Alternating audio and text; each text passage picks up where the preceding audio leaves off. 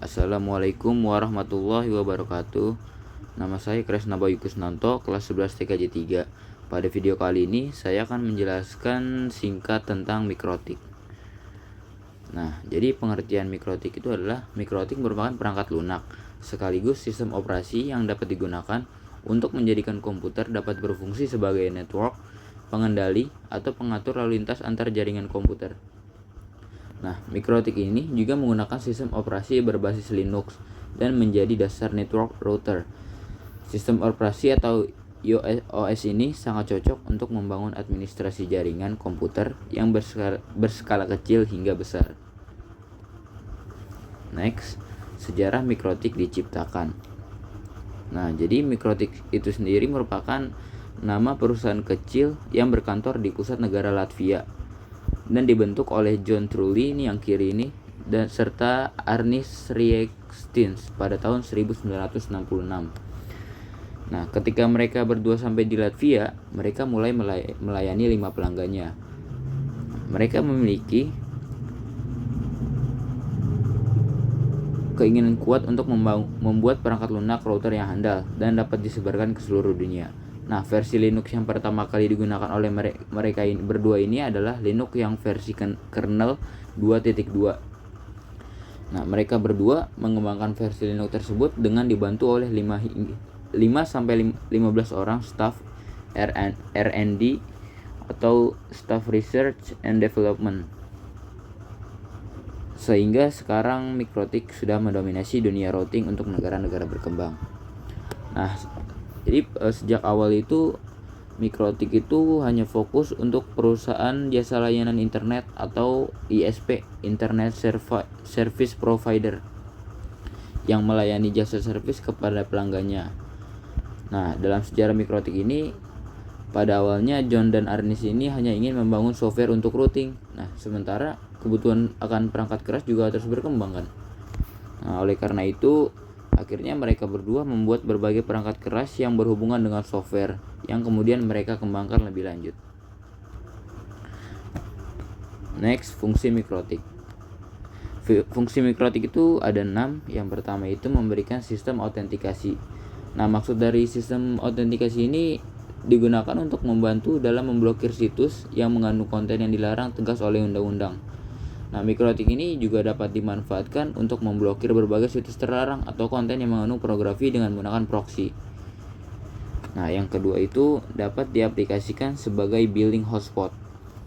Nah, jadi mikrotik juga dapat diaplikasikan sebagai billing hotspot sehingga akan mempermudah dalam pengkonfigurasian serta pembagian bandwidth pada jaringan.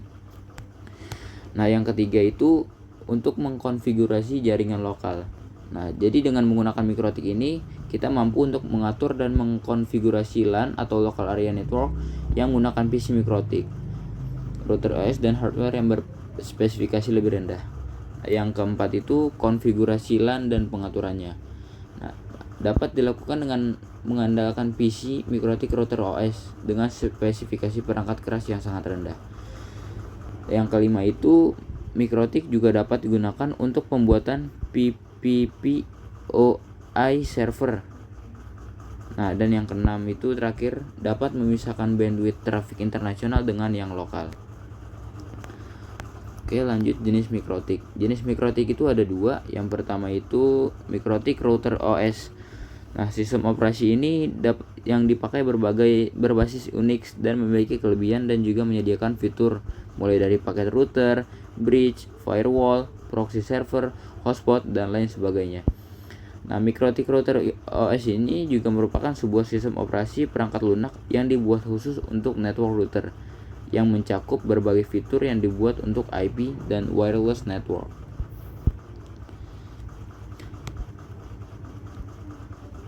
Nah, jadi ada kelebihannya juga. Kelebihan menggunakan router OS itu yang pertama cukup mudah digunakan bagi orang awam. Yang kedua itu kualitasnya bagus dan harganya terjangkau. Yang ketiga memiliki fitur keamanan canggih dalam menyimpan data.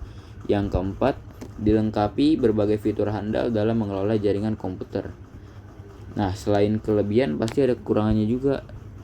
Jadi kekurangannya itu dalam mikrotik router OS itu ada 3. Yang pertama itu belum mampu menangani network dalam skala besar. Yang kedua, cukup sulit melakukan setting ulang saat lupa password. Dan yang ketiga, tidak cocok digunakan pada komputer spesifikasi rendah. Nah, yang kedua ini ada Mikrotik router board.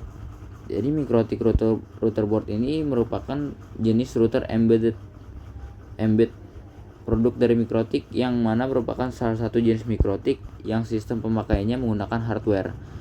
Supaya dapat menjalankan fungsi router Mikrotik, ukuran router board ini lebih kecil daripada PC yang diinstal pada router iOS, dan juga lebih kompak serta lebih hemat listrik karena hanya menggunakan adaptor.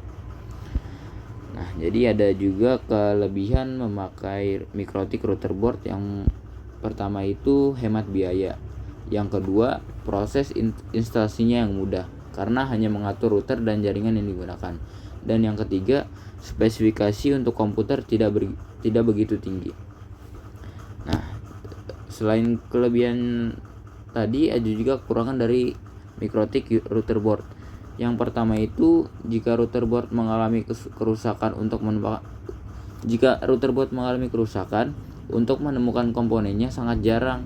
Nah, jadi yang kedua itu kadang-kadang juga suka hang, umumnya karena memori yang sudah penuh sehingga membuat router board ngehang.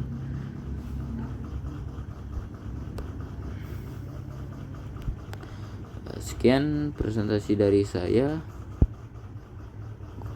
Jika ada kata yang kurang berkenan, saya mohon maaf. Wassalamualaikum warahmatullahi wabarakatuh.